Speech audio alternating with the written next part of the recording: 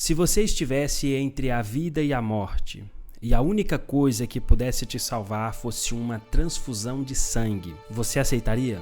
Parece uma pergunta simples, mas para milhares de pessoas no mundo, essa decisão envolve fé, envolve crença, uma decisão que em alguns casos pode custar a própria vida. Será que é pecado receber transfusão de sangue? É pecado doar sangue? Eu sou o pastor Eliseu Queiroz e está começando mais um vídeo do quadro A Bíblia Responde. Deixe o seu like, se inscreva no canal se não é inscrito e compartilhe esse vídeo com alguns dos seus amigos. E bora pro vídeo! Para que possamos entender a gravidade deste assunto, eu vou colocar aqui algumas notícias. Analise comigo. Em São Paulo, uma adolescente de 13 anos morreu após não receber uma transfusão de sangue durante o tratamento de uma leucemia grave. A decisão foi influenciada por convicções religiosas da família, membros dos Testemunhas de Jeová, que não autorizou o procedimento da transfusão de sangue por achar que isso é pecado. A família foi levada a julgamento por esta conduta. Em outro caso, também em São Paulo, uma idosa morreu após a família, praticantes das Testemunhas de Jeová, recusar uma cirurgia que envolvia transfusão de sangue por convicção religiosa. O hospital tentou buscar alternativas e até a transferiu para outra unidade, mas a paciente não resistiu. Depois a família entrou na justiça pedindo indenização, alegando falha no atendimento. No entanto, o tribunal entendeu que não houve erro médico e negou o pedido, reforçando que, na prática, essa crença acabou contribuindo para a morte da paciente. Agora, já lá no Reino Unido, uma jovem mãe de 22 anos morreu poucas horas depois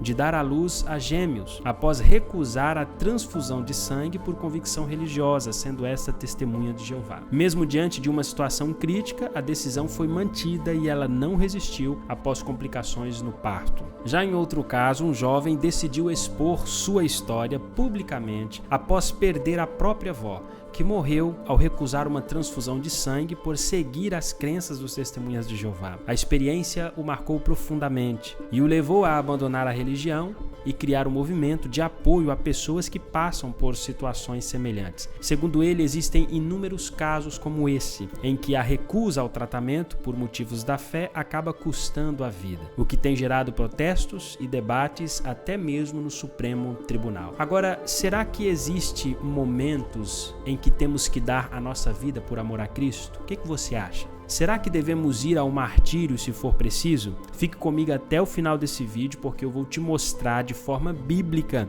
em quais situações devemos estar dispostos a morrer por Cristo. A crença ou o princípio contra a transfusão de sangue e doação de sangue é muito comum entre os seguidores da religião dos Testemunhas de Jeová. Embora recentemente os Testemunhas de Jeová fizeram uma pequena alteração nessa crença, mas que no final não ajuda de fato os que estiverem em uma emergência precisando de uma transfusão. Abre aspas. Cada cristão deve decidir por si mesmo como o seu sangue será usado em cuidados médicos e cirúrgicos. Nossa crença fundamental a respeito da santidade do sangue permanece inalterada, disse um porta-voz do grupo. A pessoa ela pode ter o seu sangue tirado para realizar algum procedimento médico, mas ela não pode doar este sangue para outra pessoa e nem receber o sangue de outra pessoa. Apenas reutilizar o seu próprio sangue que foi retirado, ou seja, não mudou praticamente nada. Numa emergência onde um paciente perdeu muito sangue e precisa de uma reposição, vai morrer se não aceitar a doação. Diante disso surge então uma pergunta: quais são os textos bíblicos usados para defender tal ideia? Tudo que vive e se move lhe servirá de alimento. Assim como lhes dei os vegetais, agora lhes dou todas as coisas. Mas não coma a carne com sangue, que é vida. E qualquer homem da casa de Israel ou dos estrangeiros que peregrinam entre eles, que comer algum sangue, contra aquela alma que comer sangue, porei a minha face, e a extirparei do seu povo. Porque a vida da carne está no sangue, pelo que vos tenho dado sobre o altar, para fazer expiação pelas vossas almas, porquanto é o sangue que fará expiação pela alma. Portanto, tenho dito aos filhos de Israel: nenhum dentre vós comerá sangue, nem o estrangeiro que peregrina entre vós comerá sangue. Qualquer israelita ou estrangeiro residente que caçar um animal ou ave que se pode comer, derramará o sangue e o cobrirá com terra, porque a vida de toda a carne é o sangue. Por isso eu disse aos israelitas: vocês não poderão comer sangue de nenhum animal, porque a vida de toda a carne é o seu sangue. Todo aquele que comer será eliminado. E aí nós temos, por fim, Atos capítulo 15, o versículo 20. Pelo contrário, devemos escrever a eles, dizendo-lhes que se abstenham de comida contaminada pelos ídolos, da imoralidade sexual, da carne de animais estrangulados e do sangue. Agora nós vamos analisar cada um desses textos. O primeiro texto que eu li, que é Gênesis capítulo 9, versículo 3 e 4, é um texto que nos apresenta a realidade de Noé assim que o dilúvio cessou, assim que parou o dilúvio e assim que as águas baixaram. Noé e a sua família saem da arca e não tem mais nenhum alimento ali disponível, nenhuma planta, nenhum vegetal, nenhuma árvore frutífera. E Deus agora concede a Noé e a sua família o uso de alimento cárneo. Até então, a alimentação autorizada por Deus para o homem era a alimentação vegetariana. Mas após o dilúvio, Deus agora permite, Deus assim autoriza o homem a fazer o uso do alimento cárneo, mas Deus coloca algumas proibições. E entre elas era, Deus proíbe o uso do sangue como alimento. Por quais motivos Deus proíbe o uso do sangue como alimento? Primeiro, o sangue, ele não é conveniente pelo fato de ser indigesto, pelo fato de ser de fácil decomposição e, além disso, é um veículo não apenas de nutrientes, mas também o sangue carrega impurezas prejudiciais ao aparelho digestivo. Segundo, isso era para diferenciar o povo de Deus das práticas pagãs, pois no paganismo muitos já bebiam sangue, muitos comiam sangue, era uma prática comum entre os pagãos. Já em Levítico capítulo 17, dos versos 10 ao verso 14, nós temos algo interessante. A intenção de Deus nesses versos é orientar o povo que o sangue do animal tinha um simbolismo da expiação que seria feito em prol da humanidade. O sangue do animal não deveria ser comido, pois espiritualmente aquilo era símbolo do sangue de Cristo, que seria derramado para expiar a culpa do pecador. Recebemos a vida eterna mediante o sangue de Cristo que foi derramado em nosso lugar. Agora, em Atos capítulo 15, o versículo 20, que é o último texto que eu li, Tiago ele orienta a igreja cristã de que esta prática lá do Antigo Testamento deveria ser mantida na igreja, pelos mesmos motivos que eram proibidos no Antigo Testamento, para evitar a contenda e a confusão entre os gentios e judeus, livrando-os das práticas pagãs da época. Então o apóstolo orienta a igreja a não usar o sangue como alimento. Até porque a primeira transfusão de sangue humano em seres humanos foi realizada em 1818. E mesmo assim, essa transfusão ela não teve muito sucesso, porque não havia o conhecimento ainda dos tipos sanguíneos e da compatibilidade de um sangue com o outro. Foi em 1900 que o imunologista austríaco Karl Landsteiner, meu inglês aqui ó, 100%, só em 1900 que esse imunologista austríaco ele descobriu os grupos sanguíneos, compreendendo que não é qualquer tipo de sangue que uma pessoa pode receber, mas um sangue que seja compatível com o seu tipo sanguíneo. A partir daí, houve então sucesso na transfusão de sangue e muitas vidas foram salvas através desse processo. Como essas experiências começaram muitos séculos após o período bíblico, é óbvio, você que está me assistindo, é óbvio que as escrituras não tratam explicitamente do assunto de transfusão de sangue, mas de alimento. Agora, algo interessante deve chamar a nossa atenção. Quando a Bíblia diz para não comer a carne com o sangue, que é vida, a palavra usada no hebraico é nefesh. Essa palavra ela é rica em significado e pode ser traduzida como vida, pessoa, ser vivente, alma ou até próprio indivíduo. Por isso, algumas traduções, como por exemplo a King James atualizada, trazem o texto da seguinte forma: mas não comereis a carne com sua alma, isto é, o sangue. À primeira vista, isso pode levar alguém a pensar que usar o sangue de uma pessoa, de uma outra pessoa, seria como absorver a alma de outro ser. Uma ideia mais mística, uma ideia meio ritualística. No entanto, isso não é o sentido do texto. Embora a tradução alma não esteja totalmente errada, ela pode dificultar a compreensão.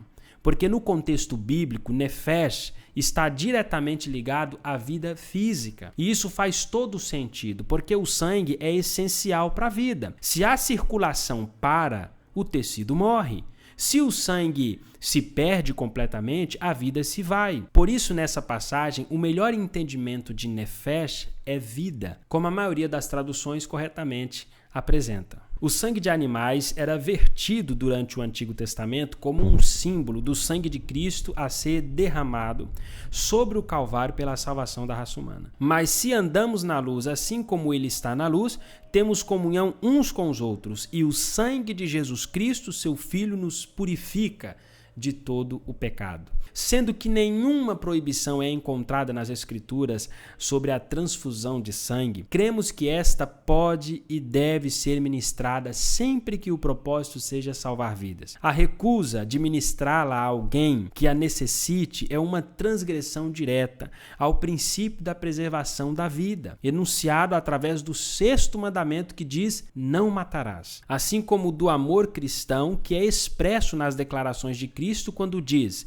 ninguém tem maior amor do que este, de dar a alguém a vida em favor dos seus amigos. Então, a preservação da vida e a manutenção da mesma é um mandamento bíblico. Agora, uma pergunta a mais requer a nossa atenção.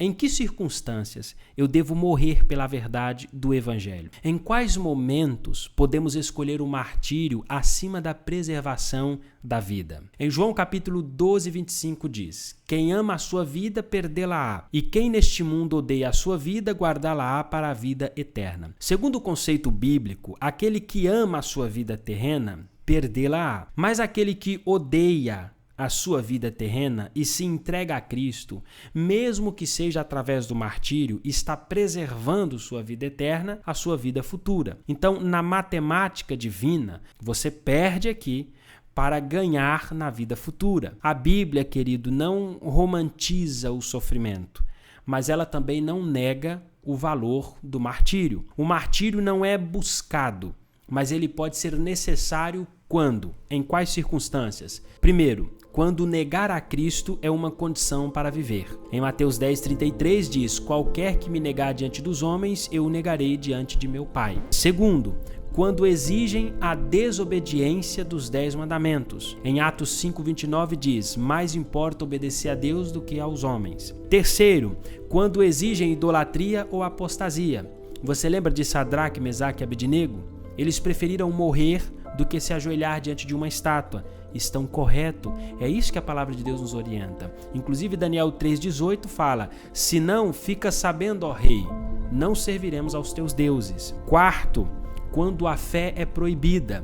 Lá em Daniel capítulo 6:10 nos fala que Daniel continuou orando mesmo sabendo de uma lei que proibia de buscar qualquer outro Deus durante 30 dias, a não ser o rei. E quinto, quando você é perseguido por ser cristão. Em Apocalipse capítulo 2, verso 10 diz: ser fiel até a morte e dar-te-ei a coroa da vida. Nessas circunstâncias, o martírio é louvável, o martírio é aceitável, o martírio é a opção única para o cristão. Agora, o martírio não é justificável quando não há pecado envolvido, quando não há negação de Cristo, quando a interpretação é questionável ou duvidosa e quando se defende uma mentira ou uma heresia. O cristão não é chamado para morrer por interpretações equivocadas, mas ele deve estar pronto para morrer por Cristo.